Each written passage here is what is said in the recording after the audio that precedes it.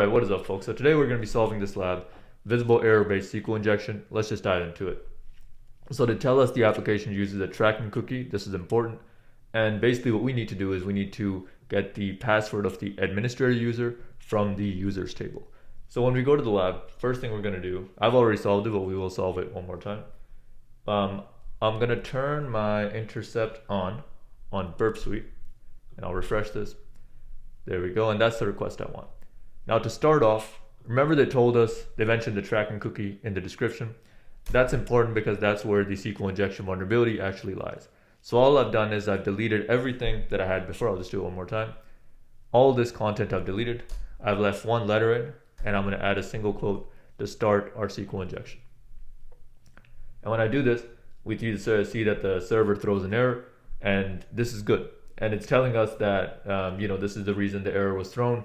Basically, there's one too many single quotes. The reason that is because we've added a single quote here, and then the application itself also ends the query with a single quote. In order to solve this, we're just going to add a dash at the end. What this does is it comments out everything after this single quote.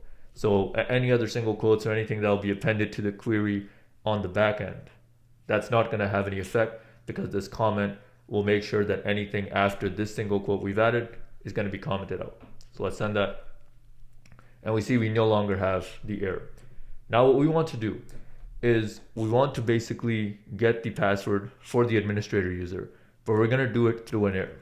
Now, when you go on the PortSwigger, this is just the tutorial basically, like the lessons they have. And right before this lab, they give us a payload here. And I'm going to copy that. I'll also leave all the payloads in the description for you as well. And this payload is very important, and it's going to help us get the password for the administrator user. So we're going to start off by just writing and then I copy and pasted that payload, and I'm going to change the things here, right? So it says select example column. I'm going to change that to be username. And then from example table, I'll change that to users.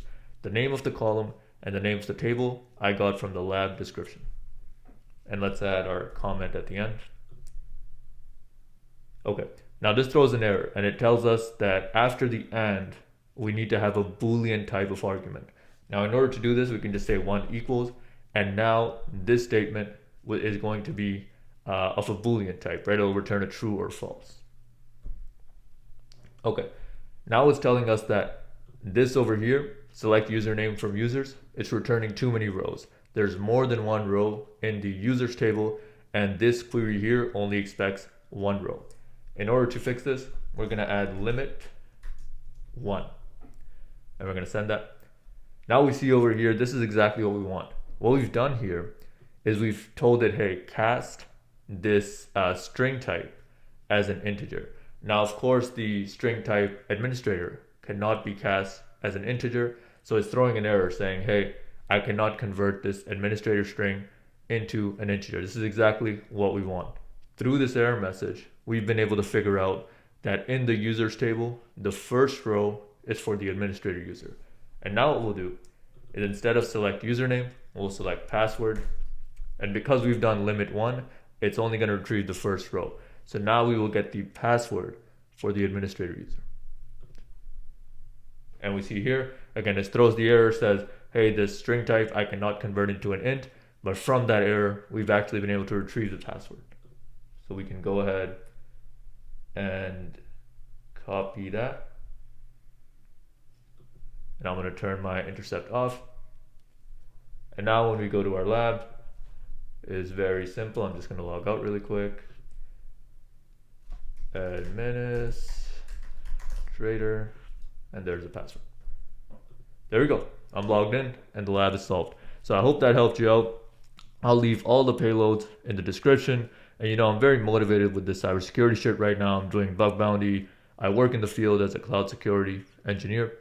And the goal is to make millions off this shit, right? To have a lot of fun myself and retire my family as well. So if you like the vision, you want to support the channel, please like, comment, subscribe, all that good stuff. Love, hate, doesn't matter. Throw it in the comments. I really appreciate you watching. And I'll talk to you later. Peace.